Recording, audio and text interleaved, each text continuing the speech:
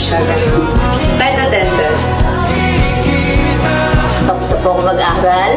And siguro nagtatrabaho na ako sa gusto kong trabaho. So yun.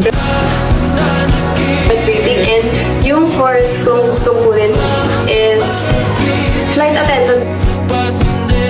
Nag-aaral pa rin. Tapos medtech, like my friends. Kasi ako na lang hindi na yun.